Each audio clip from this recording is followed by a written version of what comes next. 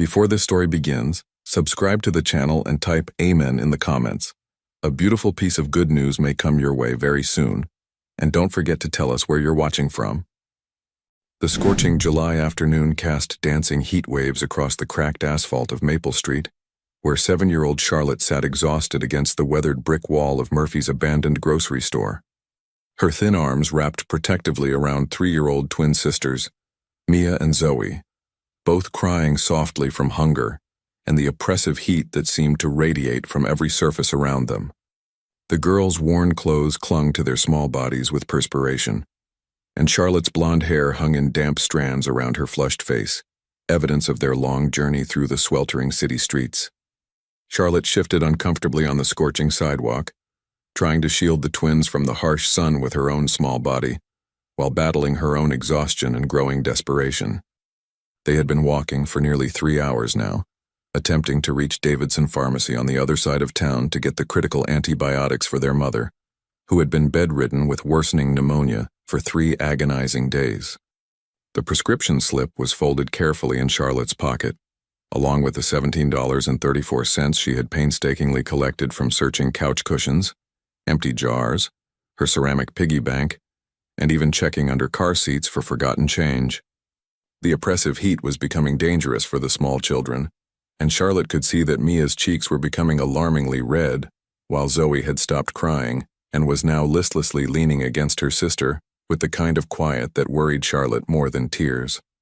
She knew they needed to rest, needed water, needed help, but the pharmacy was still at least 8 blocks away, and she wasn't sure the twins could make it much further in this brutal summer weather. The rumble of an expensive engine broke through the afternoon quiet, its smooth, powerful sound distinctly different from the older, louder vehicles that typically navigated this working-class neighborhood. Charlotte's head snapped up with immediate alarm as a gleaming black Bentley Mulsanne, its chrome accents reflecting the brutal sunlight like mirrors, slowed to a deliberate stop directly across the narrow street from where they sat. The contrast was jarring and somehow threatening. 3 obviously impoverished children in tattered, sweat-stained clothing against the backdrop of obvious wealth and power, rolling up to their moment of desperate vulnerability. Charlotte's small heart began hammering against her ribs with the kind of primal fear that children develop when they've learned too young that the world can be dangerous. She fumbled desperately for their mother's old flip phone, her hands trembling not just with exhaustion but with mounting panic as every warning she had ever heard about strangers in expensive cars came flooding back to her consciousness. She had heard countless stories about children who disappeared, about dangers that lurked even in broad daylight, about predators who targeted vulnerable kids exactly like her and her sisters. "Stay close to me," Charlotte whispered urgently to Mia and Zoe, who instinctively clung to her worn t-shirt with tiny fists, sensing their big sister's fear even if they didn't understand its source. "Don't talk to anyone, okay? Just hold on to me." With fingers shaking from both heat exhaustion and adrenaline, Charlotte dialed the numbers she had memorized since she was 5 years old, numbers their mother had made her practice over and over until they became automatic. "911, what's your emergency?" came the familiar, professionally calm voice through the phone's tinny speaker, a sound that represented safety and help in Charlotte's young mind. "This is Charlotte Miller," she whispered, her voice barely audible over the twins' soft whimpering and the distant sound of the luxury car's air conditioning system running. "I'm on Maple Street by the old Murphy's grocery store that closed down, and a stranger in a really expensive car just stopped here. I have my little sisters with me, and I'm scared because we're all alone and he might be watching us." Her voice cracked on the last few words, revealing the terror she was working so hard to hide behind her brave facade. The dispatcher's tone immediately became more focused and urgently caring, recognizing the genuine fear in the child's voice. "Charlotte, honey, you did absolutely the right thing by calling us. Are you in immediate danger right now? Can you tell me exactly what the person in the car is doing?" Through the Bentley's darkly tinted windows, Charlotte could make out the silhouette of what appeared to be a large man in what looked like an expensive business suit. The car's engine continued running smoothly, its air conditioning system likely providing blessed relief from the heat that was making the girls dizzy and increasingly nauseous. "He's just sitting there in his really fancy black car," Charlotte reported, her voice gaining some strength from the dispatcher's calm, reassuring presence. The windows are too dark to see him clearly, but I can tell he's big. And my mommy always told me to call you right away if strangers tried to talk to us or follow us, especially when we're alone like this. The car door opened with a soft, expensive sound that was almost whisper quiet, and out stepped 32-year-old Marcus Thompson, CEO and founder of Thompson Industries, one of the fastest-growing and most innovative technology companies in the Southeast. His perfectly tailored charcoal gray Armani suit, Italian silk tie in deep blue, and handcrafted leather shoes that probably cost more than most families in this neighborhood spent on groceries in 6 months, seemed to belong to an entirely different universe from this struggling area, where broken dreams and persistent financial hardship had become the unfortunate norm for most residents. Marcus had been returning from what could only be described as a triumphant high-stakes merger, meeting with a consortium of potential Japanese investors who were interested in expanding his artificial intelligence applications into the Asian market. The meeting had gone better than expected, with preliminary agreements that could potentially triple his company's valuation within the next 18 months. He should have been focused entirely on the business implications of the day's success, but something about the 3 small figures huddled against the abandoned building had caught his peripheral vision and compelled him to stop with an urgency he couldn't quite explain. His business instincts, carefully honed by years of reading people, analyzing situations, and making split-second decisions that affected millions of dollars, immediately recognized that this scene was fundamentally wrong. Children, especially children this young, shouldn't be alone on the street in dangerous heat like this, and the protective posture of the older girl, the way she instinctively pulled the smaller ones closer to her body, suggested they were in some kind of serious distress that went beyond simple play or normal childhood activities.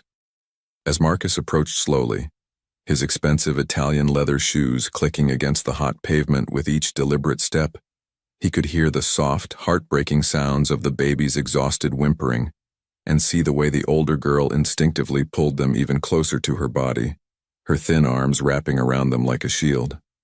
The sight triggered something profound and unexpected deep in his chest, awakening a protective instinct he hadn't experienced since his own impoverished childhood in Detroit, before ambition, success, and accumulated wealth had effectively insulated him from this kind of raw, immediate human need. "Hello there," Marcus said as gently as possible, consciously moderating his voice from its usual boardroom authority to something softer and less intimidating.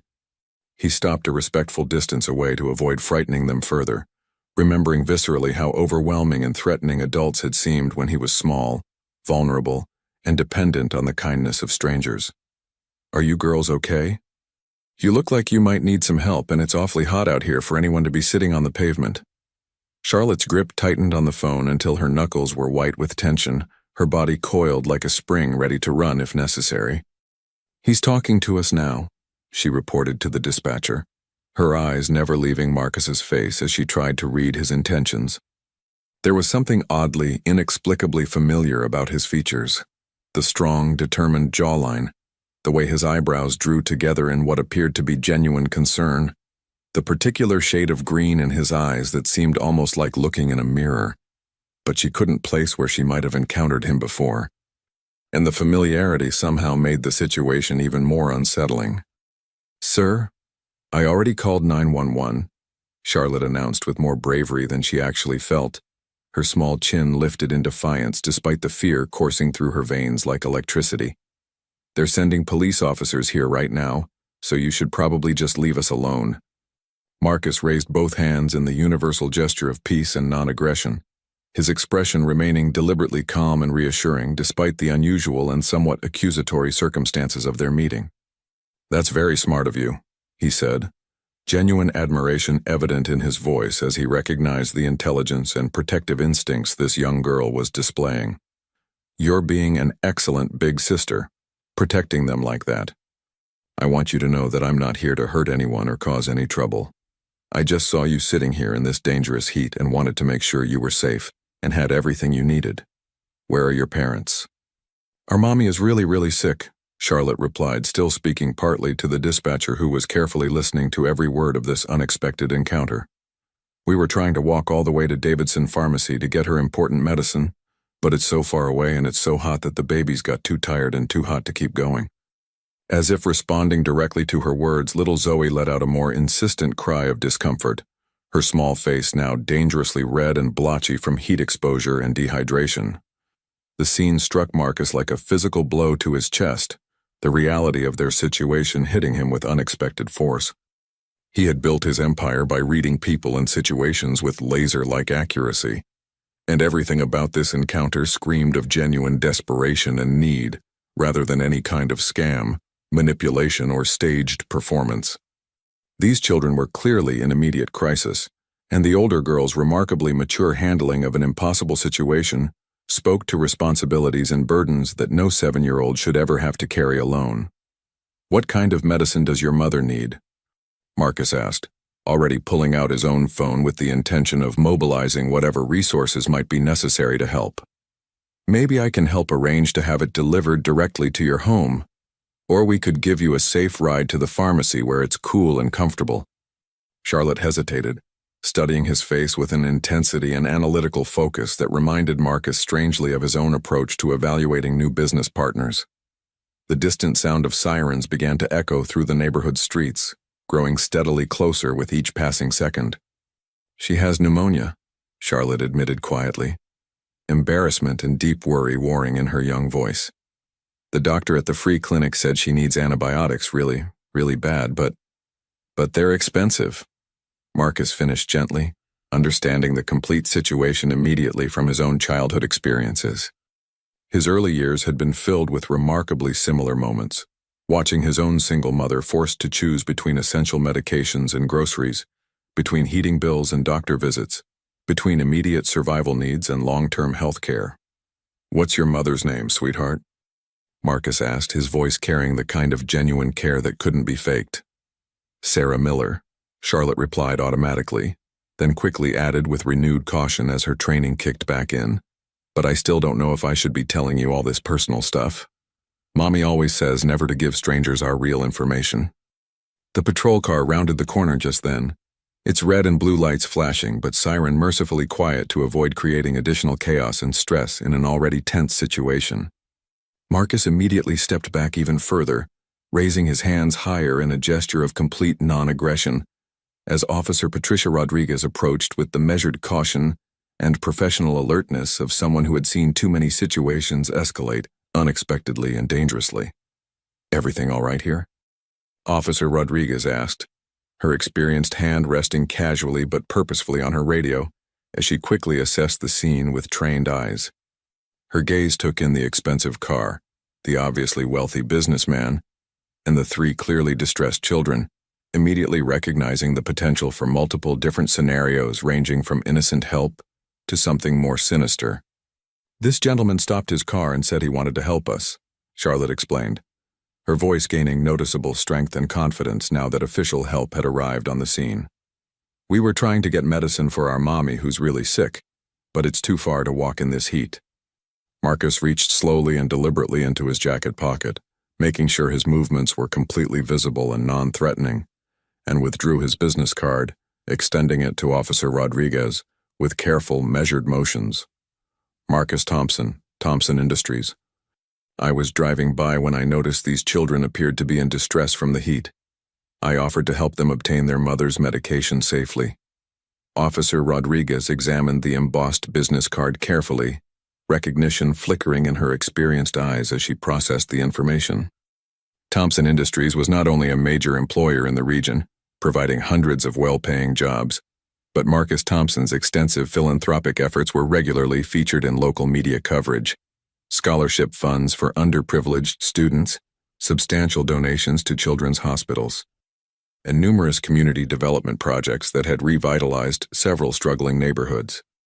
"These your daughters, Mr. Thompson?" Officer Rodriguez asked directly, watching his facial expression carefully for any signs of deception, discomfort, or suspicious behavior that might indicate a problematic situation.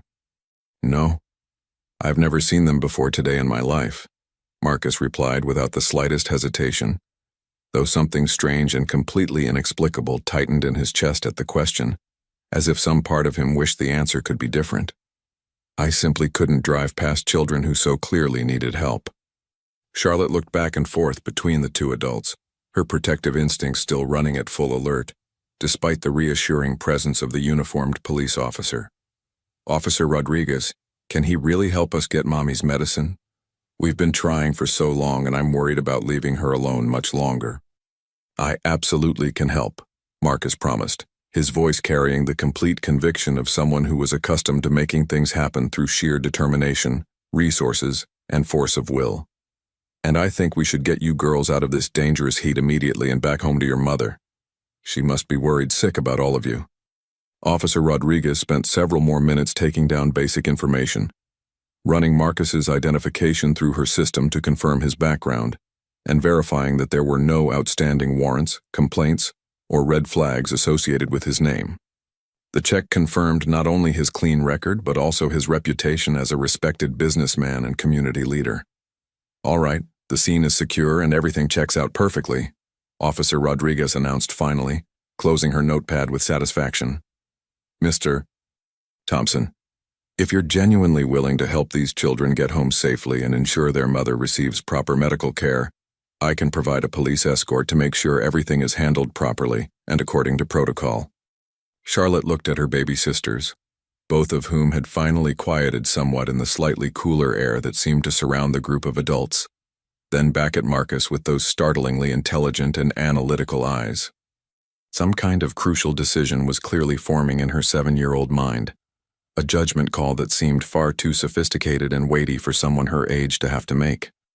"Mr. Thompson," she said with formal politeness, her small voice nevertheless carrying a gravity and seriousness that made both adults pause in recognition of the moment's importance.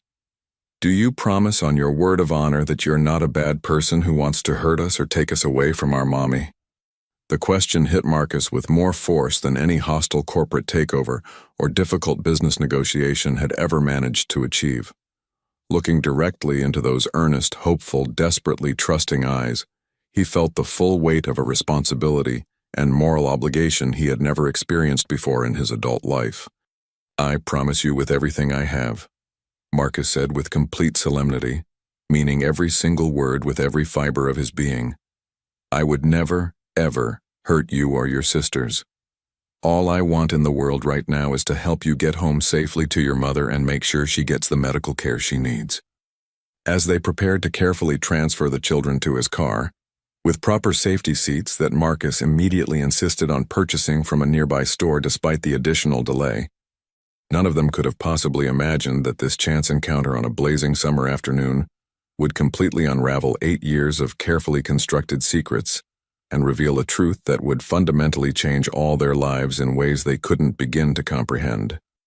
The drive through Charlotte's neighborhood proved to be a sobering and eye-opening journey for Marcus, whose typical daily commute carried him exclusively through the city's most affluent districts, where manicured lawns, pristine sidewalks, and obvious prosperity were simply the expected norm. His Bentley moved carefully and respectfully through streets lined with modest houses, many showing the unmistakable signs of economic struggle: peeling paint that hadn't been refreshed in years, overgrown yards where lawn care was clearly a luxury beyond reach, and older cars that had obviously seen much better decades parked in driveways cracked and broken by time, weather, and deferred maintenance. The contrast with his usual environment was stark and uncomfortable, forcing Marcus to confront realities he had successfully insulated himself from for years through wealth and geographic distance. This was the America that existed parallel to his world of boardrooms and country clubs, the America where people worked multiple jobs and still struggled to pay for basic necessities, where children grew up too fast because circumstances demanded it. Charlotte sat in the passenger seat, her small frame almost swallowed by the luxurious leather interior that probably cost more than her family's monthly rent. Her feet didn't quite reach the floor, and she held herself with the careful stillness of someone unaccustomed to such opulence, but determined not to damage anything. The twins were safely secured in the back seat with the emergency car seats Marcus had purchased, their earlier distress now replaced by wide-eyed fascination with the car's many electronic features and climate control system. "Turn left at the yellow house with the broken mailbox and the fence that's falling down," Charlotte instructed, her voice still carrying that unnaturally mature tone that spoke to responsibilities no child should bear. "We live in the blue house with the white picket fence. Well, it used to be white, but most of the paint came off. As they pulled up to the address Charlotte had indicated, Marcus felt his chest tighten with emotions he hadn't expected and wasn't entirely prepared to process. The house was small, probably built sometime in the 1960s as part of a modest working-class development, with faded blue aluminum siding and a white picket fence that had indeed lost most of its paint to weather and age. The front yard was more packed dirt than actual grass, and the concrete steps leading to the front door sagged noticeably in the middle from decades of use and settling. This wasn't just modest living or simple circumstances.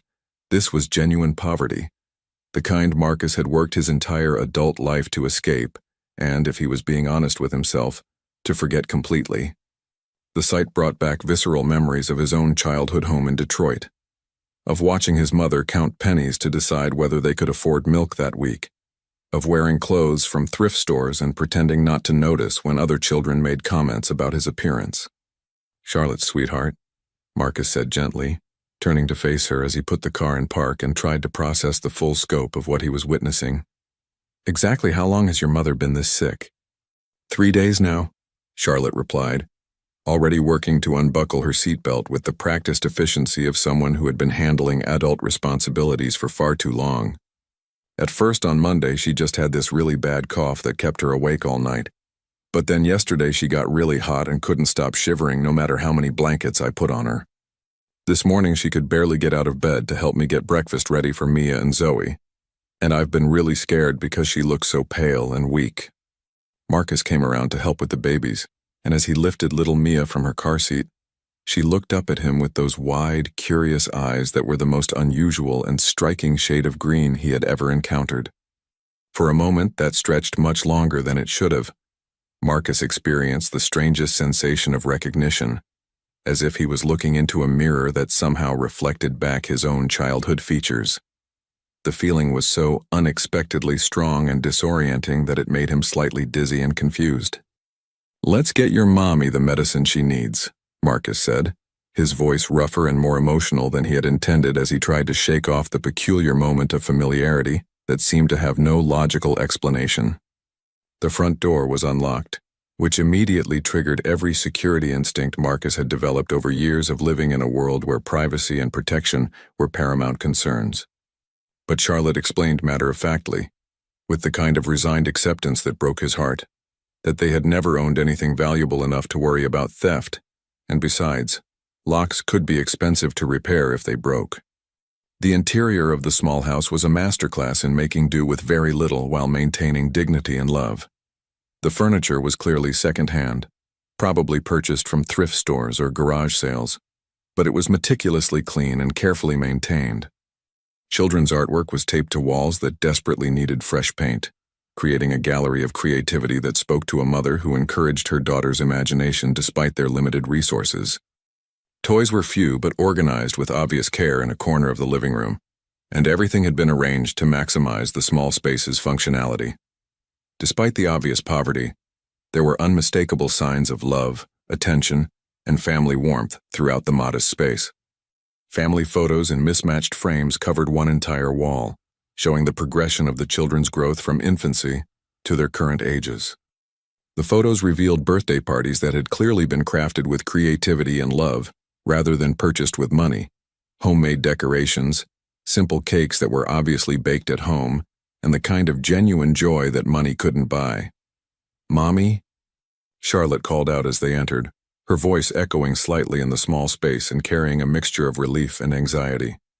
"I brought help, and I got Mia and Zoe back safe, just like I promised." A weak but clearly relieved voice responded from somewhere down the short hallway that led to what Marcus assumed were the bedrooms. "Charlotte?" "Oh, thank God, sweetheart. I was getting so worried when you didn't come back. I was starting to think about trying to get up and look for you, but I felt so dizzy." "Where have you been, honey?" "Getting your medicine just like I said I would," Charlotte replied with the matter-of-fact tone of someone who had been handling family crises for much longer than anyone should expect from a 7-year-old.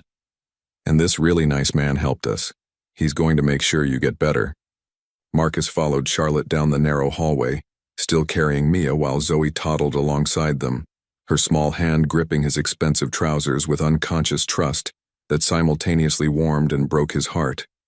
The hallway was lined with more family photographs, and Marcus found himself studying them as they passed, noting with growing curiosity the complete absence of any male figures in the more recent pictures, while older photos seemed to show the same women with a man who had apparently disappeared from their lives at some point.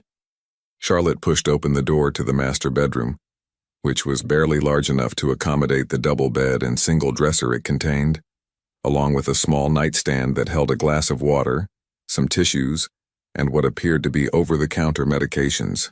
"Mommy, this is Mr. Thompson. He's really rich and important and successful, but he's nice and he promised to help make you better." Marcus stepped across the threshold into the small bedroom and felt his entire world shift dramatically on its axis, as if reality itself had suddenly reorganized around a truth he was completely unprepared to face.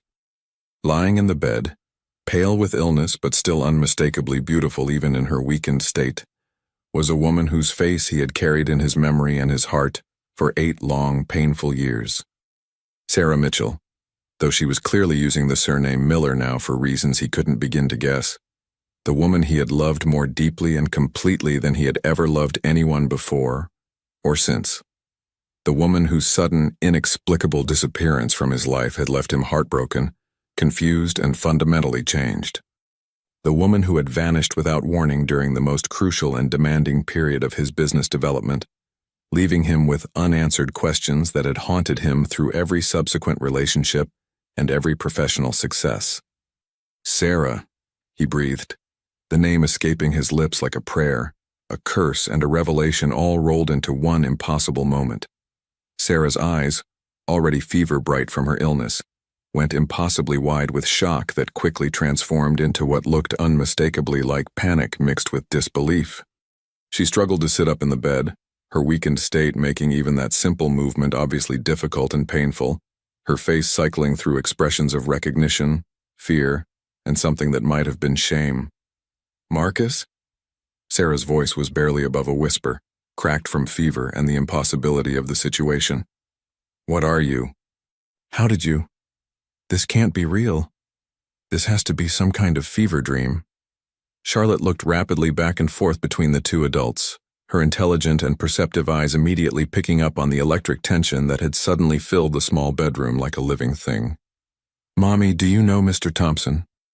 You look like you've seen a ghost, and your face went even whiter than it was before." Sarah's eyes darted frantically between Marcus and Charlotte, and what little color had remained in her fever-pale cheeks drained away completely, leaving her looking almost translucent. Her lips moved as if she was desperately trying to form words, but no sound emerged except for small, panicked breathing. Marcus felt like he was drowning in a tsunami of realization, pieces of an impossibly complex puzzle suddenly clicking into place with devastating and wonderful clarity. Charlotte's familiar mannerisms that had seemed like déjà vu, the twins' distinctive and unusual eye color that matched his own so perfectly, the timeline that was beginning to make horrible, beautiful, perfect sense. When he finally managed to speak, his voice sounded completely foreign to his own ears. "Sarah," he said again, more firmly this time, though his hands were visibly shaking as he unconsciously held Mia closer to his chest. "Charlotte is." "Don't," Sarah whispered urgently, shaking her head with what little strength she possessed, her voice carrying desperate pleading. "Please, Marcus, not now, not in front of her. She doesn't know, and I can't. Not like this." But Charlotte was far too perceptive and intelligent for her own good, and the tension crackling between the two adults was impossible to ignore or misinterpret. Her young face scrunched up with concentration and growing concern as she tried to process the undercurrents of emotion swirling around her. "Mommy, what's wrong?" Charlotte asked, her voice small but insistent. "Why do you look so scared? Did Mr. Thompson do something bad to you before? Should I call Officer Rodriguez back?" Officer Rodriguez appeared in the bedroom doorway just then, having finished securing the scene and completing her initial paperwork outside. Her trained eyes immediately assessed the situation, the obviously seriously ill woman, the wealthy businessman holding a baby with surprising and natural tenderness, and the almost tangible tension that seemed to thicken the very air in the small room. "Ma'am, you clearly need immediate and professional medical attention," Officer Rodriguez said. her voice carrying both authority and genuine concern as she took in Sarah's alarming appearance. "Have you seen a doctor for this illness? This looks like more than something you should be trying to handle at home." Marcus forced himself to push aside the emotional earthquake that was completely reshaping his understanding of his own life and focus on the immediate crisis that demanded attention. Whatever incredibly complicated history he and Sarah shared, whatever secrets and misunderstandings had kept them apart for 8 years, would have to wait. Right now, she was dangerously ill, and these precious children needed their mother to survive and recover. "Officer Rodriguez, we need paramedics here immediately," Marcus said, his CEO voice cutting through Sarah's weak attempts to protest before they could even begin. "Mrs. Miller requires emergency medical intervention, and from what I can observe, her condition is more serious than she's willing to admit." "No, please," Sarah protested as strongly as her weakened state would allow, though her voice was growing noticeably weaker even as she spoke. "I can't afford the hospital bills. An ambulance ride alone would cost more than I make in 3 months, and the emergency room costs would bankrupt us. I'll be fine with just some rest and over-the-counter medication from the pharmacy." "You absolutely will not be fine," Marcus replied with firm conviction, already pulling out his phone with his free hand while still carefully holding Mia. "You're going to receive exactly the medical care you need, and you're not going to worry about the cost for even 1 second. I'll handle every expense."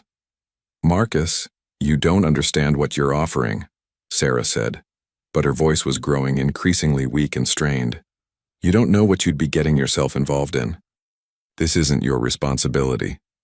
Charlotte moved closer to the bed with obvious concern, her small hand instinctively finding her mother's burning forehead with the practiced care of someone who had been playing nurse for days. "Mommy, please let him help us. You're really, really sick, and I've been so scared that you might not get better." She couldn't finish the sentence, but the tears gathering in her eyes completed the thought with heartbreaking clarity. The simple, desperate words from her daughter seemed to break through Sarah's resistance entirely.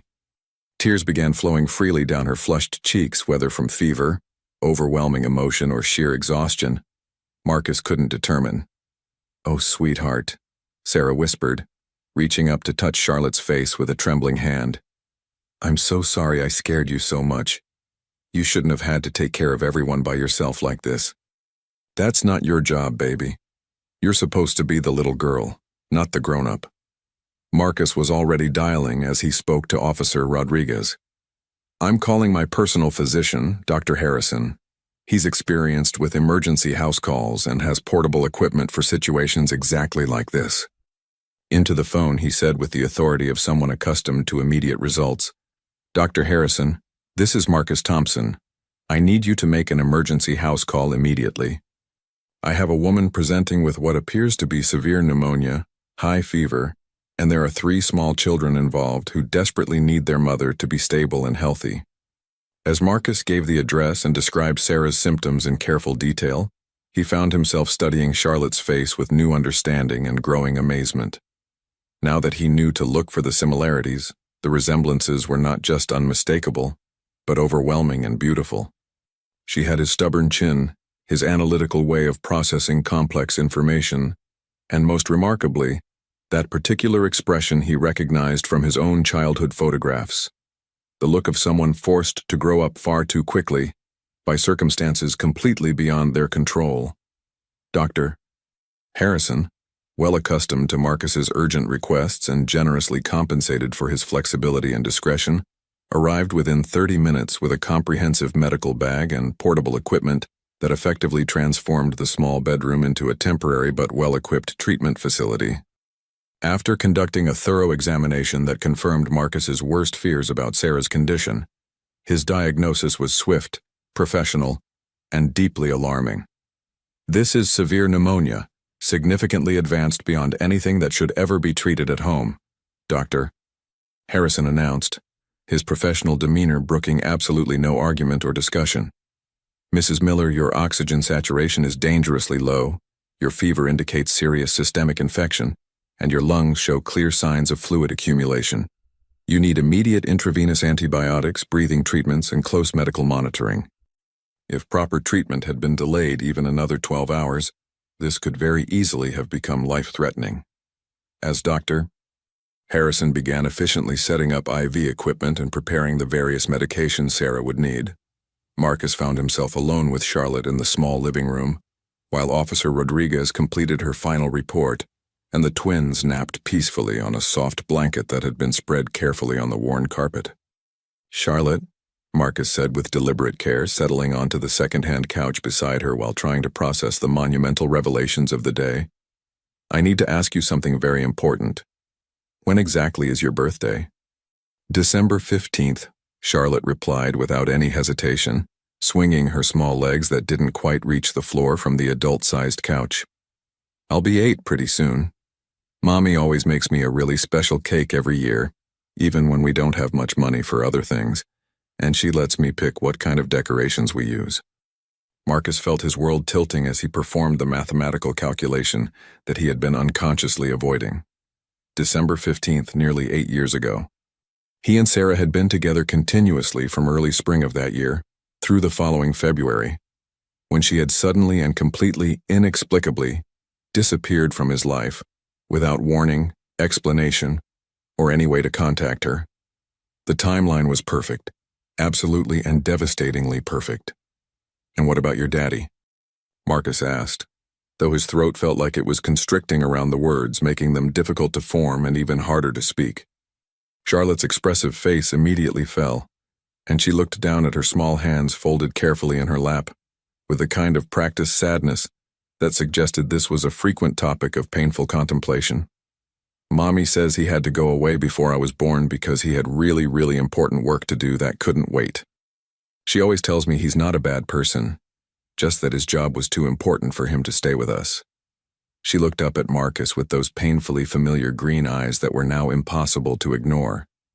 "Do you think he ever wonders about us? Do you think maybe someday he might want to meet us and see how we turned out?" Marcus felt like someone had reached directly into his chest and squeezed his heart until it might burst from the pressure. Here was his daughter, his own flesh and blood, his child, asking with heartbreaking hope if her father ever thought about her, while that very same father sat just inches away, having missed 8 precious years of her life due to misunderstandings, pride, fear, and circumstances that could have been different if only they had communicated better. "I think," Marcus said very carefully, his voice thick with emotions he was struggling desperately to control, "that any father would consider himself the luckiest man who ever lived to have a daughter as brave and smart and caring and wonderful as you are." From the bedroom, they could hear Dr. Harrison explaining to Sarah in professional but gentle terms that she would need several days of intensive treatment and complete bed rest to recover fully from her illness. "The children will need consistent care and supervision while you're recovering," the doctor was saying. "Is there family who can help with their needs, or should we arrange for temporary professional childcare services?" Charlotte's small hand slipped into Marcus's much larger one with unconscious trust and affection that made his heart race with unexpected joy. "Mr. Thompson, what's going to happen to us while Mommy gets better? We don't have any grandparents or aunts or uncles nearby, and I don't know how to take care of Mia and Zoe all by myself for that many days." Marcus looked down at this incredibly brave and remarkable little girl, who was almost certainly his daughter, at the sleeping twins who carried his distinctive eyes and possibly his determined personality, and made a decision that would fundamentally change the trajectory of all their lives. "You're going to be taken care of properly," he promised, squeezing her small hand gently while meaning every word with complete conviction. "All of you. You're never going to have to handle grown-up responsibilities alone again."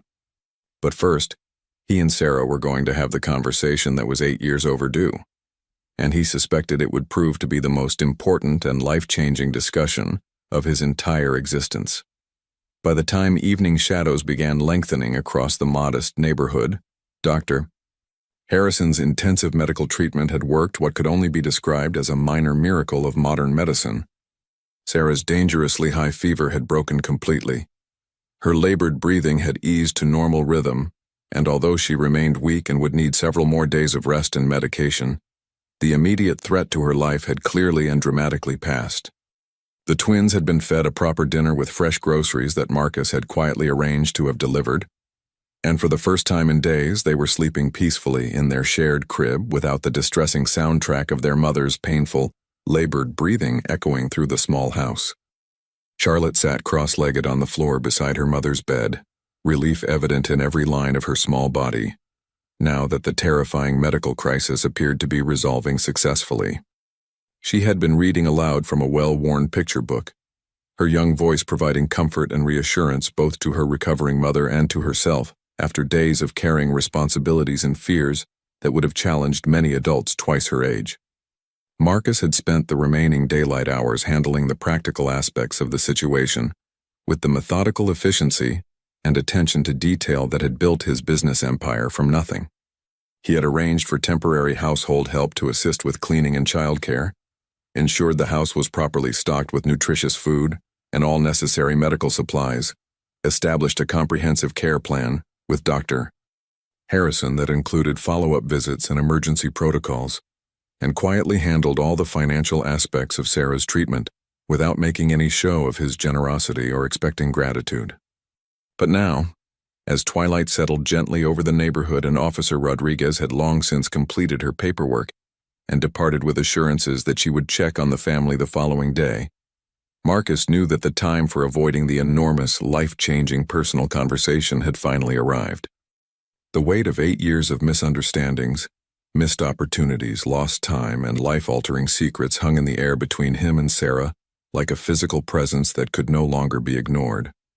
"Charlotte, sweetheart," Sarah said softly to her daughter, her voice still weak but notably stronger than it had been just hours earlier. "Would you mind checking on Mia and Zoe one more time to make sure they're sleeping comfortably, and maybe organizing those new books that Mr. Thompson brought for you? He and I need to discuss some very important grown-up matters that might be confusing for little ears." Charlotte looked between the two adults with the intuitive wisdom that some children develop when circumstances force them to mature far beyond their chronological years. The tension between them was obvious and almost tangible, but it felt different now than it had earlier, less like fear or anger and more like the kind of serious, weighty conversation that happened when important, life-changing decisions needed to be made by responsible adults. "Is this conversation about my daddy?" Charlotte asked quietly, her perceptive question hitting the emotional target with devastating accuracy and directness that took both adults completely by surprise. Sarah's breath caught audibly in her throat, and Marcus felt that familiar tightening in his chest that seemed to occur every time Charlotte mentioned her absent father. Only now the sensation was magnified exponentially by his growing certainty about the truth of their relationship.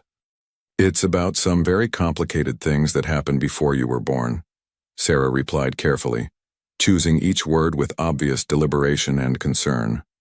"But Charlotte, no matter what we discuss tonight, no matter what we decide or what changes might happen, I want you to understand completely that you and your sisters are the most precious, important, and beloved things in my entire world, and that will never, ever change."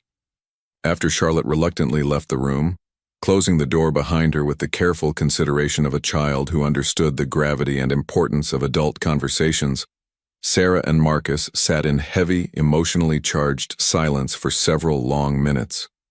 The small bedroom felt even smaller and more intimate with the weight of unspoken truths, years of separation, and the life-changing revelations that hung between them like storm clouds ready to break. Finally, Sarah spoke first, her voice barely above a whisper but carrying the weight of years of regret and carefully guarded secrets. "I know what you're thinking, Marcus. I can see it written all over your face, the way you've been looking at Charlotte, the way you held Mia like she belonged in your arms. You've figured it out, haven't you?" "Have I?" Marcus replied, his own voice strained with the enormous effort of controlling emotions that threatened to completely overwhelm him. "Because what I think I've figured out is that I've missed 8 precious years of my daughter's life. I think I've realized that you disappeared from my life without any explanation and allowed me to believe that our relationship, our love, our future together simply wasn't important enough to you to work through whatever problems we were having. I think I've discovered that while I was single-mindedly building a business empire and accumulating wealth, my own children were living in poverty just 20 minutes from my downtown office, struggling to survive while I had no idea they even existed." Sarah closed her eyes tightly, fresh tears leaking from the corners despite her obvious exhaustion and the emotional toll of the day's revelations. It's not that simple, Marcus. It was never that simple. And it wasn't a decision I made lightly or without agonizing about it every single day for 8 years. Then help me understand, Marcus said, leaning forward in the small chair beside her bed, his voice carrying both desperation and determination. Explain to me how you could make the decision to keep this monumental secret from me. Help me comprehend how you thought I wouldn't want to know about the existence of my own children, how you convinced yourself that I would be better off never knowing I was a father. Sarah was quiet for a long moment, gathering not just her physical strength but the emotional courage necessary to revisit and explain decisions she had questioned, regretted, and justified to herself countless times over the years. When she finally began to speak, her voice carried the weight of years of pain, regret, and desperate rationalization.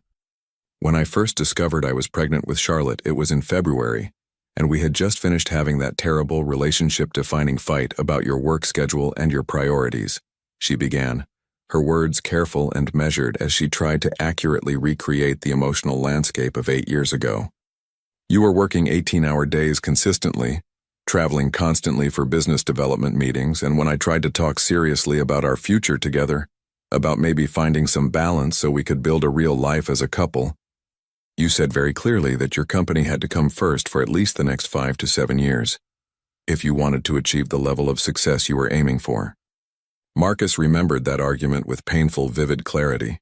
The mounting pressure from investors who were questioning his commitment, the impossible demands of trying to establish his business in an incredibly competitive market, the crushing weight of expectations and financial obligations that had made every personal relationship feel like a luxury he couldn't afford. But Sarah, discovering that you were pregnant, learning that we were going to have a baby together, that would have changed every single calculation, every priority, every decision I was making.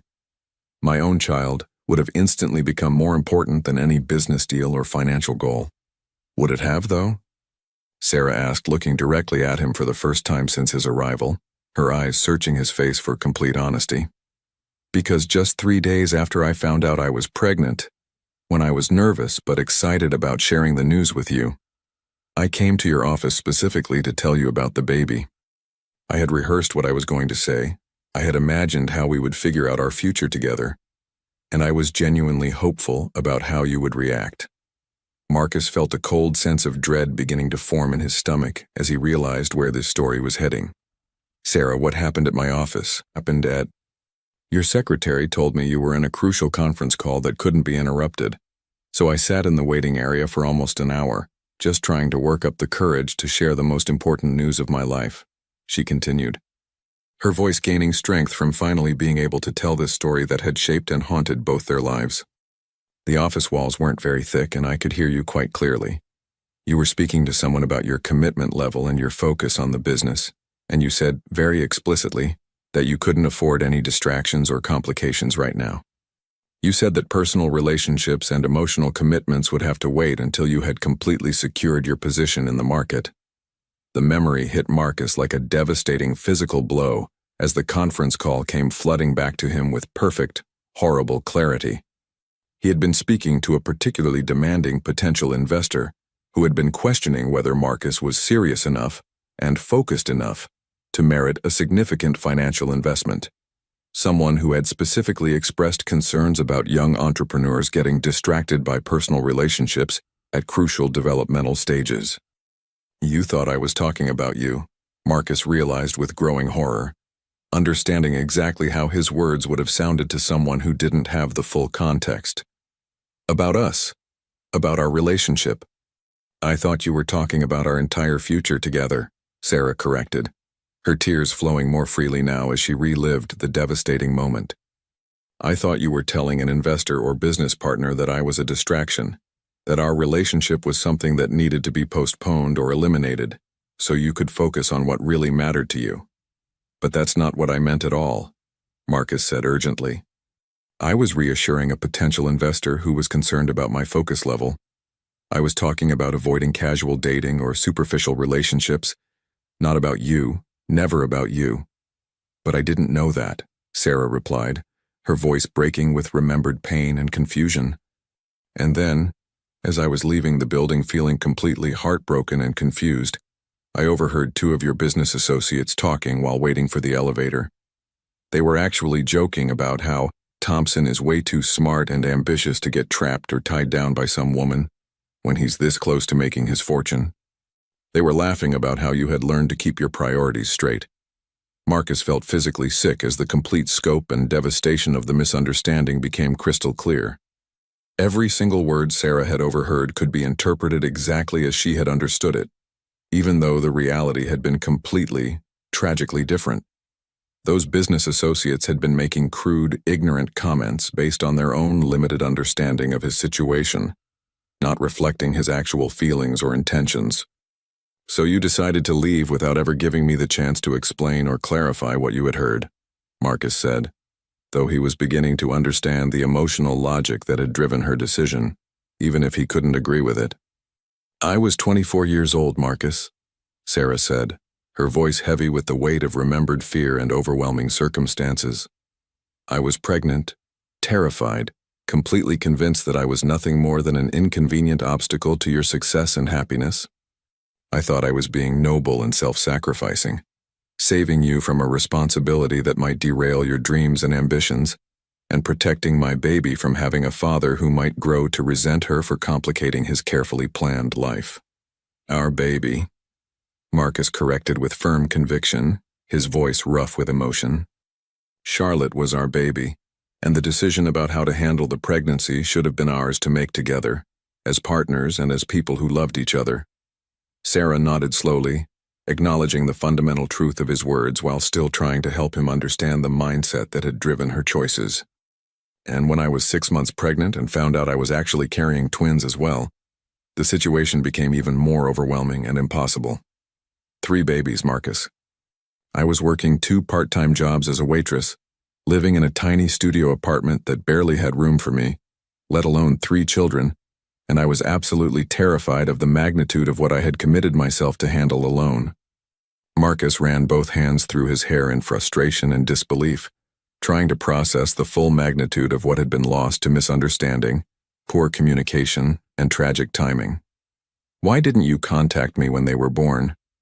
Why didn't you reach out when you were struggling financially, when you needed help, when Charlotte started asking questions about her father? Did you really believe that I would turn my back on my own children if I knew they existed? By that time, Thompson Industries was already taking off dramatically, Sarah admitted, shame and regret coloring her voice. You were being featured in business magazines, giving interviews about innovative technology applications, being recognized as one of the most promising young entrepreneurs in the region. Meanwhile, I was barely making ends meet, buying diapers with coupon savings and discount store specials, choosing between paying for heat or groceries some months. She paused, struggling with the emotional weight of her memories. I felt completely ashamed of where I had ended up compared to where you were heading. You had become this powerful, accomplished, successful man who was changing entire industries. And I was just a struggling single mother who could barely afford to keep the lights on. I convinced myself that your life was better without the complications and responsibilities that we represented. That wasn't your decision to make unilaterally, Marcus said, though his anger was increasingly tempered by his growing understanding of how isolated, overwhelmed, and impossible her situation must have felt.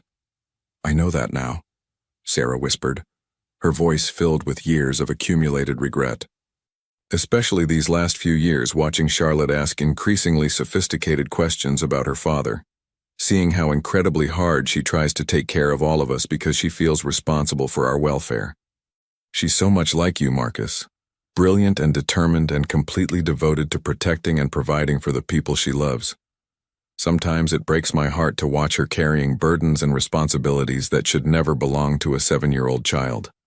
Marcus thought about Charlotte's remarkable maturity and competence, her protective instincts with her younger sisters, her brave decision to call 911 when she felt threatened, her willingness to walk dangerous distances in extreme heat to get medicine for her mother. All traits and characteristics he recognized from his own childhood, his own drive to take care of his family when circumstances demanded more than should be expected from someone so young. She called me Mr. Thompson, Marcus said quietly. the reality of the situation hitting him with fresh emotional force. My own daughter treated me like a kind stranger and thanked me politely for helping people she had no idea were her own family members. She doesn't know anything specific about you, Marcus, Sarah said urgently, wanting to be completely clear about Charlotte's understanding of the situation. I never told any of them your name or any identifying details. I just said their father was a good, honorable man who had very important work to do that required him to be somewhere else. Why did you choose to frame it that way instead of telling them I had abandoned them or didn't want them? Sarah was quiet for several moments, choosing her words with careful consideration. Because despite everything, despite all my hurt and confusion and anger, I never stopped believing that you were fundamentally a good person. And I didn't want my children to spend their childhood wondering why they weren't lovable enough or important enough for their father to choose them over his career. I didn't want them to feel like they were in competition with work for their father's attention and affection. The irony was both devastating and beautiful in its completeness. Marcus had spent 8 years building a business empire, driven partly by the heartbreak of losing Sarah and the need to prove himself worthy of success, believing he was creating something meaningful and lasting that would justify all his sacrifices.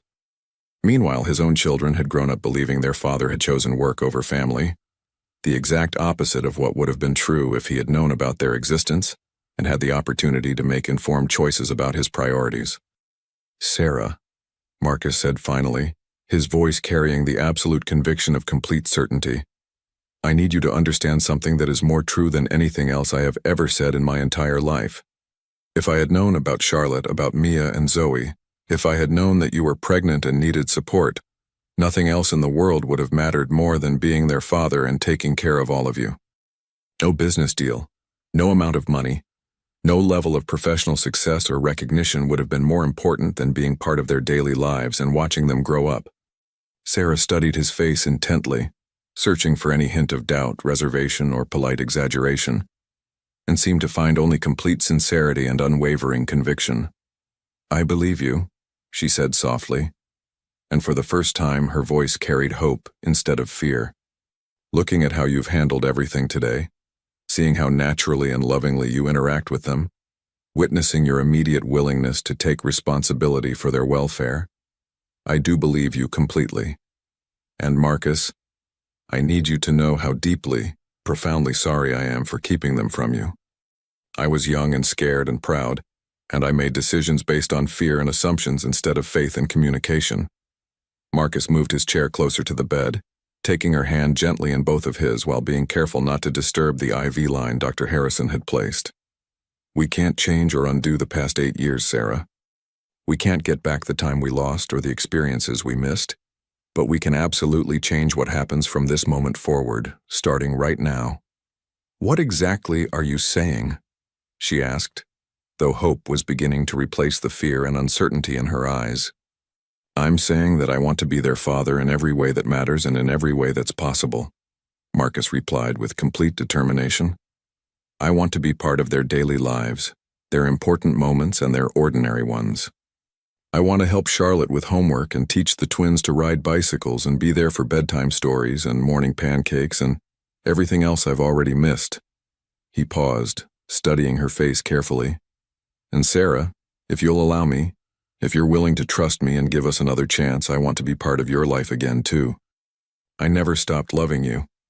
I spent 8 years trying to convince myself that you were gone forever, trying to move on and build a life without you.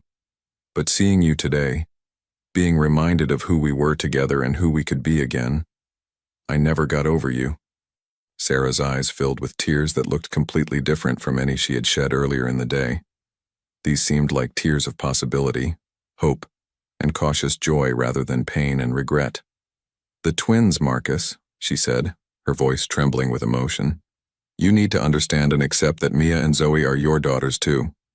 All 3 of them are yours, completely and forever.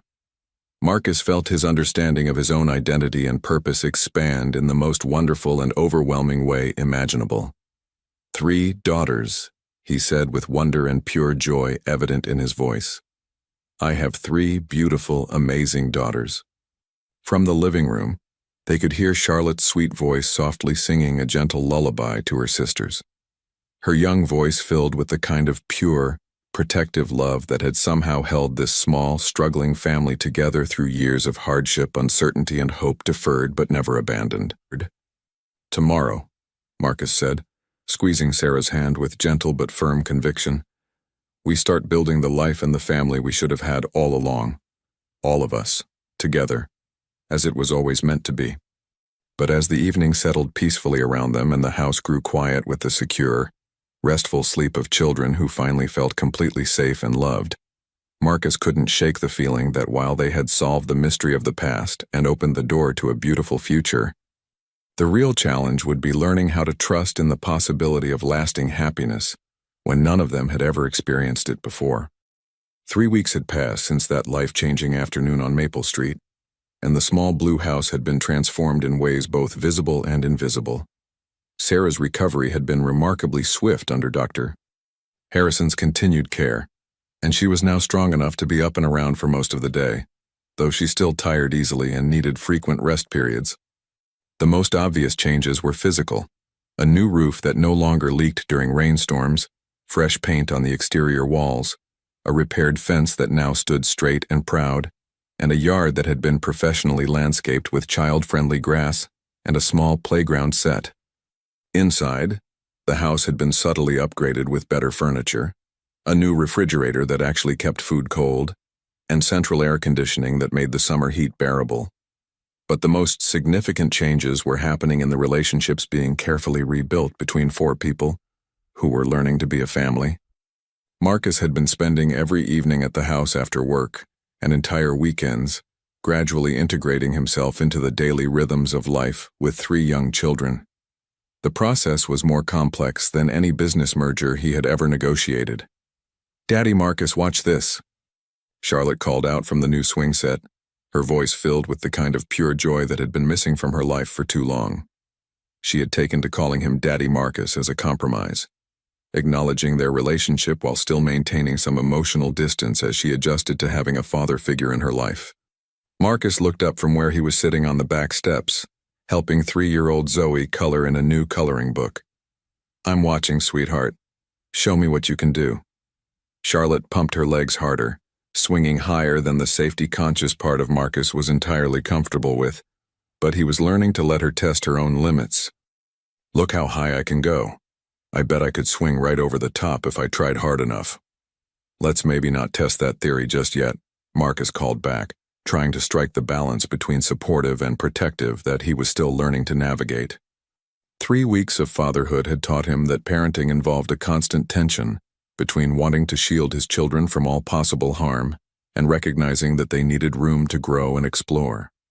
Sarah appeared in the back doorway, carrying a tray with lemonade and sandwiches, moving with the careful pace of someone still regaining their full strength. "Lunchtime, everyone. Charlotte, come down from there before you give your father a heart attack." The word father still sent a small thrill through Marcus every time Sarah said it naturally, without the careful consideration that had marked their conversations in the early days of this new arrangement.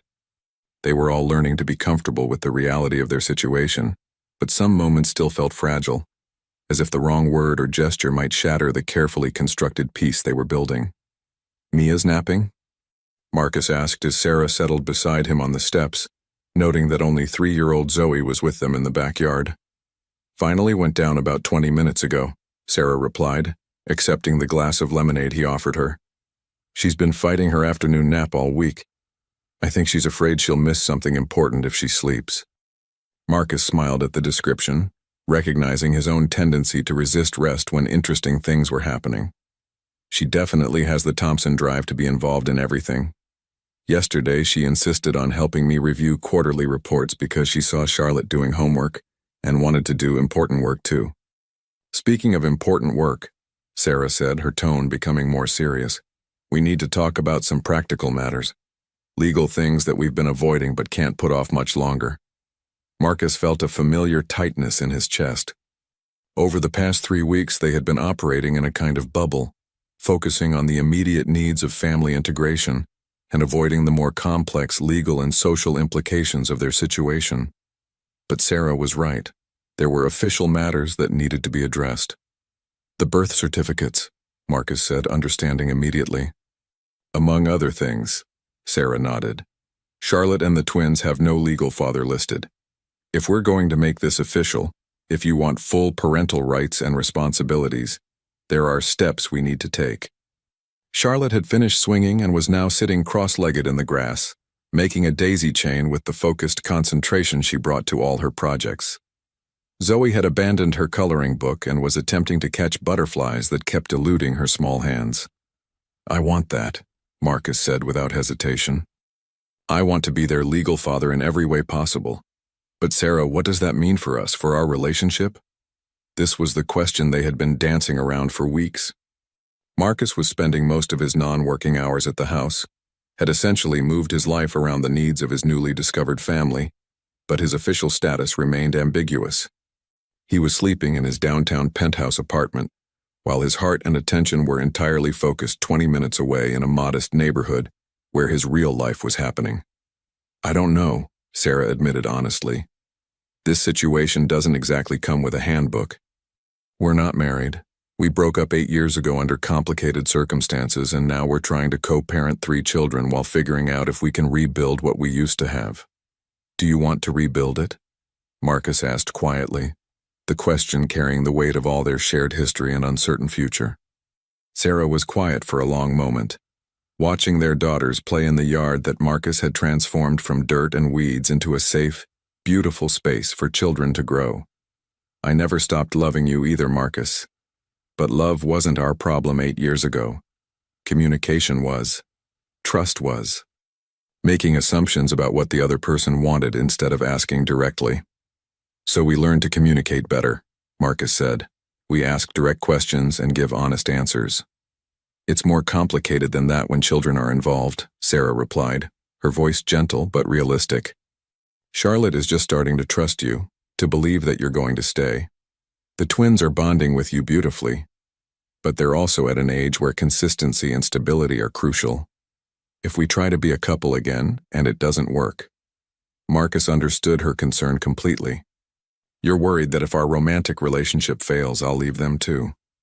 I'm worried about a lot of things, Sarah admitted. I'm worried that you'll get tired of the constant noise and chaos that comes with 3 small children. I'm worried that your business will demand more of your time and attention than we can spare. I'm worried that the reality of daily family life will be different from what you're imagining. These were fair concerns, Marcus realized, especially given their history. What can I do to prove that those things won't happen? Time, Sarah said simply. Consistency. Being here not just for the fun parts but for the difficult moments too. Sick children at 3 in the morning, tantrums in grocery stores, school conferences, and doctor visits, and all the mundane, exhausting parts of parenting that don't feel magical or meaningful in the moment. As if summoned by their conversation, Mia appeared in the back doorway, her hair tousled from sleep and her small face crumpled with the cranky expression of a child who had woken up disoriented. Mama, I had a scary dream, she announced, her voice still thick with sleep. Sarah started to get up, but Marcus was already moving.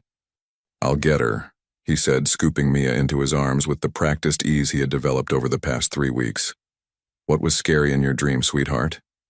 There was a big monster, and he made you go away, Mia said, wrapping her small arms around his neck with the complete trust that still amazed Marcus every time he experienced it. And Mama was sad, and Charlotte was crying. Marcus felt his heart break a little at the unconscious fears his 3-year-old daughter was processing through her dreams. Well, there are no monsters here, he said gently, settling back onto the steps with Mia in his lap. And I'm not going anywhere. Promise? Mia asked, looking at him with those serious green eyes that were so much like his own. I promise, Marcus said, meaning it with every fiber of his being. Daddy Marcus is going to be right here, taking care of you and your sisters and your mama. Charlotte looked up from her daisy chain, having overheard the conversation. Daddy Marcus, what if your work needs you to go far away?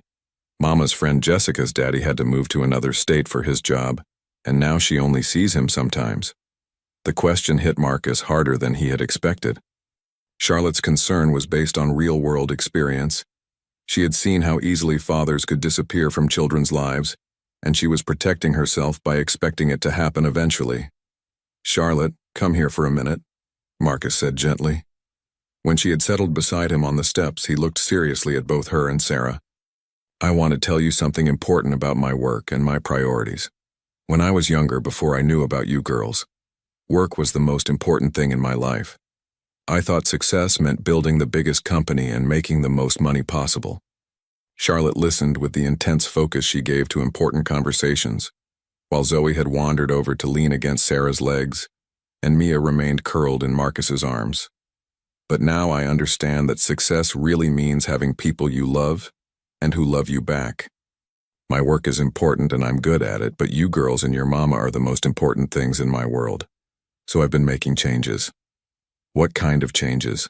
Charlotte asked, her analytical mind wanting specifics rather than vague assurances.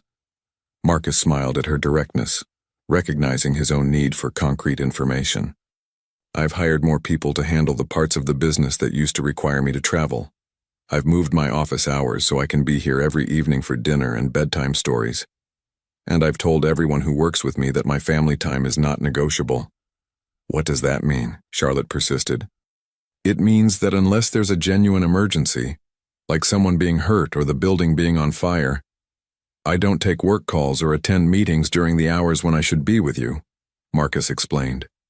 It means I've chosen to make less money so I can have more time with the people I love. Sarah looked surprised at this revelation. Marcus, you didn't tell me you'd restructured your work schedule. I wanted to prove it with actions rather than just promises, Marcus replied. Over the past 3 weeks, I've turned down 2 international business trips, delegated 3 major client presentations, and hired an additional project manager so I don't have to work evenings anymore. Charlotte seemed to be processing this information carefully. So if I had a school play or something, you would come even if work wanted you to do something else? I would be in the front row, Marcus promised, with a camera and probably embarrassing you by cheering too loudly. For the first time since he had known her, Charlotte truly smiled at him without reservation, not the polite, careful smile she had been giving him, but a real expression of joy and trust. That sounds pretty good, she said, and Marcus felt like he had just won the most important negotiation of his entire life. 2 months later, the October morning air carried the crisp promise of autumn as Marcus sat in his car outside Charlotte's elementary school, waiting for the parent-teacher conference that represented another milestone in his journey toward becoming a real father. He had attended dozens of high-stakes business meetings, negotiated million-dollar deals, and presented to hostile boards of directors. But somehow the prospect of discussing his 8-year-old daughter's academic progress made him more nervous than any corporate challenge ever had. Sarah emerged from the school building, her face unreadable as she walked toward his car. They had decided to attend the conference together, presenting a united front as Charlotte's parents despite the complexity of their personal relationship, which remained carefully undefined but steadily growing stronger. How did it go? Marcus asked as Sarah settled into the passenger seat. Complicated, Sarah replied, though she didn't seem upset. Mrs. Peterson wants to discuss some things with both of us. She says Charlotte is exceptional. Marcus felt a familiar surge of pride mixed with concern. Over the past 2 months, he had observed Charlotte's remarkable intelligence and maturity, but he had also seen signs that she might be struggling with social integration and age-appropriate behavior. Exceptional how? He asked as they walked back toward the school building. Let's wait and hear what she has to say, Sarah suggested, though Marcus could see both worry and excitement in her expression. Mrs. Peterson, Charlotte's 3rd-grade teacher, was a woman in her 50s with kind eyes and the sort of calm demeanor that suggested decades of experience with children and their complex needs. Her classroom was bright and welcoming, with student artwork covering the walls and learning stations arranged to encourage both individual and group activities. Thank you both for coming, Mrs. Peterson said, gesturing for them to sit at the small table she had set up near her desk. I wanted to meet with you because Charlotte is one of the most remarkable students I've encountered in my 27 years of teaching. Marcus and Sarah exchanged glances, unsure whether this was leading toward praise or concern. Charlotte's academic abilities are extraordinary, Mrs. Peterson continued, opening a folder filled with examples of Charlotte's work. She's reading at a high school level, her mathematical reasoning skills are off the charts, and her written expression is sophisticated beyond anything I would expect from a third grader. She showed them essays Charlotte had written, math problems she had solved using methods that wouldn't typically be taught until middle school, and book reports on novels that were far above her grade level. "This is wonderful," Sarah said, though her voice carried a note of uncertainty. "But I'm sensing there's a however coming." "However," Mrs. Peterson confirmed with a slight smile, "Charlotte's social and emotional development is more complex. She has difficulty relating to her peers because her intellectual interests are so advanced, but she also carries a level of responsibility and seriousness that's unusual for her age." Marcus felt his stomach tighten. "You're saying she doesn't fit in with other 8-year-olds?" "I'm saying she often acts more like a young adult than a child," Mrs. Peterson replied gently. "She organizes other students, takes charge of group projects, and frequently tries to help her classmates with problems that she perceives as simple, but that are actually quite challenging for children their age." Sarah leaned forward, her concern evident. "Is she being bossy? Are the other children not liking her?" "It's not that simple, Mrs. Peterson explained. "The other children actually look up to Charlotte quite a bit. She's kind and helpful, and she has natural leadership qualities. But she also seems to feel responsible for everyone around her in a way that suggests she's been carrying adult responsibilities for some time." Marcus and Sarah both knew exactly what Mrs. Peterson was observing.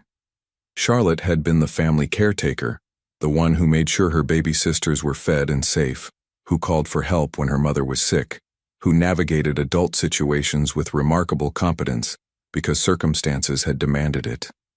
"What do you recommend?" Marcus asked, his business mind immediately jumping to solutions and action plans. "I think Charlotte would benefit significantly from academic acceleration," Mrs. Peterson said. "She needs intellectual challenges that match her abilities. But I also think she needs permission to be a child, to play and be silly, and not feel responsible for managing everyone else's well-being."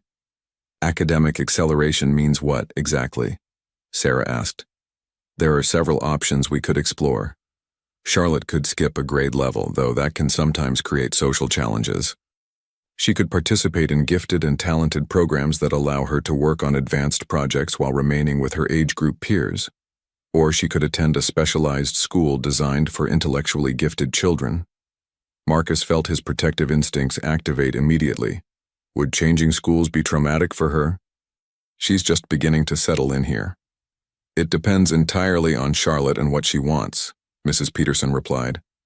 "Some gifted children thrive in specialized environments where they're surrounded by intellectual peers. Others do better in mainstream settings where they learn to navigate different types of people and situations." "What does Charlotte say when you talk to her about this?" Sarah asked. Mrs. Peterson smiled at the question. "Charlotte says she likes learning new things, but she's worried about leaving her sisters. She's also concerned about making friends who won't think she's weird for reading books about science and history instead of age-appropriate fiction." The description broke Marcus's heart a little. His brilliant daughter was worried about being too smart, about standing out in ways that might make her less lovable or acceptable to her peers. "Can we think about this decision?" Sarah asked. "Maybe discuss it with Charlotte and see what she's comfortable with?" "Of course," Mrs. Peterson agreed. "But I would encourage you to make a decision relatively soon. Charlotte is clearly bored with the current curriculum, and bored-gifted children sometimes develop behavioral issues or lose their enthusiasm for learning entirely." As they left the school and walked back to Marcus's car, both parents were quiet, processing the implications of what they had learned. "I did this to her," Sarah said finally, her voice heavy with guilt. "I made her grow up too fast because I needed her to be responsible for things no 8-year-old should handle." "We both did this to her," Marcus replied firmly. "My absence meant you were overwhelmed and needed her help. My not knowing about them created the circumstances that forced Charlotte to become more mature than she should have been." "So what do we do now?" Sarah asked. Marcus stopped walking and turned to face her directly. "We give her everything she needs to thrive. The best education, the best opportunities, and most importantly, the chance to be both brilliant and 8 years old. That might mean private school, specialized programs, things that cost a lot of money," Sarah warned. though her tone suggested she was testing his commitment rather than expressing genuine concern about finances. "Sarah, I would spend every dollar I have if it meant giving Charlotte, giving all our daughters the best possible future," Marcus said with complete conviction. "Money is just a tool. The question isn't whether we can afford to give them what they need. It's whether we're brave enough to make the changes necessary to be the parents they deserve." Changes like what? Marcus took a deep breath, preparing to voice the decision that had been forming in his mind over the past several weeks. Changes like me selling my downtown penthouse and moving to be closer to you and the girls. Changes like us figuring out what our relationship is going to be, officially and legally. Changes like making sure Charlotte knows she can be as smart as she wants without worrying that it will make her different or unwanted. Sarah stared at him, surprise and something that looked like hope flickering in her eyes. "You want to move closer?" "I want to move in," Marcus said, the words carrying more weight than he had intended. "I want to wake up in the same house as my daughters every morning. I want to be there for middle-of-the-night nightmares and early morning pancakes and everything in between." "Marcus," Sarah began, but he continued before she could voice whatever concerns were forming. "I know we agreed to take things slowly, to focus on the children and not complicate things with our relationship. But Sarah, these past 2 months have shown me something important. We're not just co-parenting. We're rebuilding something that was always meant to be. Charlotte needs to see that her parents love each other, that families can be stable and permanent." Sarah was quiet for a long moment, studying his face. "Are you saying you want us to get married?" The question hung in the air between them, loaded with 8 years of history, 2 months of careful reconstruction, and the future of 3 little girls who deserved all the love and stability their parents could provide. "I'm saying I want us to be a real family in every way that matters," Marcus replied. "Legal, emotional, practical. I want Charlotte to never again worry that I might leave. I want Mia and Zoe to grow up knowing their parents are committed to each other and to them. And yes, Sarah, I want to marry you. Not because it's practical or convenient, but because I love you and I want the world to know that we belong together." Before Sarah could respond, Marcus's phone buzzed with a text message from Charlotte, who was staying with a neighbor after school. The message was brief but urgent. "Daddy Marcus, Mia fell off the monkey bars at daycare. They want you and Mama to come right now." "We have to go," Sarah said immediately, all other concerns instantly secondary to their child's well-being. As they rushed toward Marcus's car, he realized that this was exactly what he had been trying to explain to Sarah. This was real life. Unexpected emergencies, shared responsibilities, the immediate instinct to protect their children together. This was what family meant, and he was ready for all of it, ready for. The emergency room at Children's Hospital was bustling with the controlled chaos typical of a busy afternoon, but Marcus barely noticed the activity around him as he sat holding 3-year-old Mia, who had finally stopped crying and was now drowsing against his chest. Her left arm was in a bright purple cast that extended from her wrist to just below her elbow. The result of what doctors had confirmed was a clean break from her fall off the daycare monkey bars. Sarah sat beside them, gently stroking Mia's hair while keeping a watchful eye on Zoe, who was playing quietly with a puzzle in the child-friendly corner of the waiting area. Charlotte stood near the large windows, her small face pressed against the glass as she watched ambulances arrive and depart, her expression thoughtful and slightly worried. "The doctor said she'll heal completely within 6 weeks," Marcus murmured to Sarah, speaking softly to avoid waking Mia. "No lasting damage, no complications expected." "I know," Sarah replied, though the tension hadn't entirely left her voice. "It's just hard seeing her hurt. She's never broken a bone before." Marcus shifted carefully, adjusting Mia's position without disturbing her rest. The daycare supervisor said she was trying to keep up with the bigger kids on equipment that was probably too advanced for her age group. Apparently she's been doing that a lot lately. "Trying to keep up," Sarah repeated, understanding the implication immediately. Like her big sister always had to do. It was true, and they both recognized it. Mia and Zoe had been unconsciously modeling Charlotte's premature maturity, attempting activities and behaviors that were beyond their developmental stage because they were trying to match their sister's remarkable capabilities. Charlotte turned from the window and walked over to them, her expression serious. Is Mia going to be okay for our family meeting tonight? She asked, with the careful consideration she brought to all important matters. Marcus and Sarah exchanged glances. They had planned to discuss Mrs. Peterson's recommendations about Charlotte's education, along with the broader questions about their family structure that had been raised during their conversation outside the school. What kind of family meeting? Zoe asked, looking up from her puzzle with immediate interest. The kind where we talk about important things that affect all of us, Charlotte replied, settling cross-legged on the floor beside her twin sister. Like school and where we're going to live, and whether Daddy Marcus is going to be our real daddy officially. Marcus felt his heart skip at the casual way Charlotte had referred to him as their real daddy, as if the legal and emotional distinctions had already been resolved in her mind. Charlotte, Sarah said gently, how much have you been thinking about these things? A lot, Charlotte admitted with the honesty that Marcus had come to expect from her. I hear you and Daddy Marcus talking sometimes when you think I'm not listening. And I've been wondering about things like whether we're going to stay in our house or move somewhere bigger, and whether you and Daddy Marcus love each other the way parents usually do. The directness of the question caught both adults off guard, though they probably should have expected it from their perceptive daughter. What do you think about those possibilities? Marcus asked carefully, genuinely curious about Charlotte's perspective on the changes that might be coming to their family. Charlotte was quiet for a moment, organizing her thoughts with characteristic precision. I think it would be good if you lived with us all the time instead of just visiting. I think Mia and Zoe would like having you there when they wake up scared at night, and I think Mama's happier when you're around, even though she tries to hide it sometimes. Sarah felt heat rise in her cheeks at her daughter's astute observation. You think I'm happier? You smile more, Charlotte said simply. And you don't get that worried look when you're trying to figure out how to pay for things or fix things that are broken. Plus, you laugh at Daddy Marcus's jokes even when they're not very funny. Marcus made a sound of mock offense. Hey, my jokes are hilarious.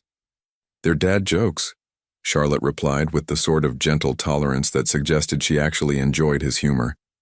They're supposed to be kind of corny. Mia stirred in Marcus's arms, blinking sleepily as consciousness returned. Daddy, she said softly, the single word carrying complete trust and affection. My arm feels better now. That's because the medicine is helping, Marcus explained, kissing the top of her head, and because you're being very brave. Are we going home now? Mia asked, looking around the hospital waiting room with the disorientation of someone who had fallen asleep in one situation and awakened in another. Soon, Sarah promised. The doctors just want to make sure you understand how to take care of your cast. As if summoned by her words, Dr. Kim appeared with discharge papers and final instructions. After reviewing the care requirements for Mia's cast and scheduling a follow-up appointment, the family was finally able to leave the hospital as the evening sun painted the sky in shades of orange and pink. During the drive home, Marcus found himself thinking about the conversation with Charlotte, about her mature analysis of their family dynamics, and about the decision that had been crystallizing in his mind throughout the day's events. By the time they pulled into the driveway of the small blue house, he knew what needed to happen next. Actually, Marcus said as they prepared to go inside, I think we should have that family meeting tonight after all. There are some things I want to discuss with all of you. Once Mia was settled comfortably on the couch with her cast propped on pillows and Zoe was curled beside her sister, Marcus and Sarah sat facing their daughters in what had become their informal family conference arrangement. First, Marcus began, I want to talk about school choices for Charlotte. Mrs. Peterson thinks you might be happier and more challenged in a different kind of educational program. Charlotte listened intently as Marcus explained the various options, advanced programs, specialized schools, acceleration, and the benefits and challenges of each approach. What do you want to do? Sarah asked when Marcus had finished outlining the possibilities. Charlotte considered the question seriously. I want to learn more interesting things, she said finally, but I don't want to be so far away that I can't help take care of Mia and Zoe if they need me. Charlotte, Marcus said gently, it's wonderful that you love your sisters and want to help them, but taking care of them is Mama's job and my job, not yours. Your job is to be 8 years old and learn and play and discover what you're passionate about. But what if something happens and you need me to help? Charlotte asked, the worry evident in her young voice. Then we'll figure it out together, Sarah assured her. But sweetheart, you don't have to be responsible for everyone else's well-being. You get to just be a kid. Charlotte looked skeptical, as if the concept of not being responsible for others was foreign to her experience. Which brings me to the second thing I want to discuss, Marcus continued. I've made some decisions about our family that I hope you'll all be happy about. He reached into his jacket pocket and withdrew a small velvet box, setting it on the coffee table where all four of them could see it clearly. Sarah's breath caught audibly, while Charlotte's eyes went wide with understanding. Sarah Miller, Marcus said, his voice steady despite the magnitude of the moment. 8 years ago, we let fear and misunderstanding separate us. I don't want to waste another day wondering what our life could have been like if we had been braver and more honest with each other. He opened the box, revealing a ring that was elegant but not ostentatious, clearly expensive but chosen for beauty rather than display. I love you, and I love our daughters, and I want us to be a real family in every possible way. Will you marry me? Charlotte looked between her parents with barely contained excitement, while the twins watched with the fascination of children observing adult rituals they didn't quite understand but recognized as important. Sarah stared at the ring, then at Marcus's face, tears gathering in her eyes. Are you sure this is what you want? Marriage and family life and everything that comes with 3 young children? I've never been more sure of anything in my life, Marcus replied. I want school plays and soccer games and family vacations. I want to argue about bedtime routines and worry about teenage dating and help with homework every night. I want all of it, Sarah, the beautiful parts and the exhausting parts and everything in between. Say yes, Mama, Charlotte urged, unable to contain her enthusiasm any longer. Say yes so we can be a real family. Sarah looked at her daughters, at Charlotte's hopeful face, at the twins who were clapping their hands in excitement, despite not fully understanding what was happening, and then back at Marcus. Yes, she said, her voice breaking with emotion. Yes, I want all of that too. As Marcus slipped the ring onto Sarah's finger, and the girls erupted in cheers and happy chatter, he realized that his definition of success had been completely transformed. The business empire he had built seemed insignificant compared to the family he had found, and the future stretching out before them looked more valuable than any fortune he could have accumulated. 3 months later, on a crisp December morning just 2 weeks before Charlotte's 9th birthday, Marcus and Sarah were married in the backyard of their house, not the small blue house where their journey had begun, but the larger home they had chosen together, with enough bedrooms for everyone and a yard big enough for the elaborate playground Marcus had insisted on installing. Charlotte, in her role as maid of honor, held baby Zoe during the ceremony while Mia, her cast finally removed, served as ring bearer with the serious concentration she brought to all important tasks. The guest list was small but meaningful. Dr. Harrison, Officer Rodriguez, Mrs. Peterson, and a few close friends who had supported them through their unconventional path to becoming a family. As they exchanged vows that they had written together, promising not just to love each other but to continue growing and learning and communicating honestly, Marcus reflected on how dramatically his life had changed since that blazing summer afternoon when a scared little girl had called 911 about a stranger in a fancy car. Now he knew that the stranger had been him. Not because he was unknown to Charlotte, but because he had been a stranger to the most important parts of himself. He had found his family, his purpose, and his heart all in the same moment, and he would spend the rest of his life making sure none of them ever doubted how much they meant to him. The little girl who had once called for help from a stranger had taught him that sometimes the greatest success comes from being needed, being trusted, and being brave enough to love without reservation. And as Charlotte stood beside them, beaming with pride at the family they had built together, Marcus knew that their story was really just beginning.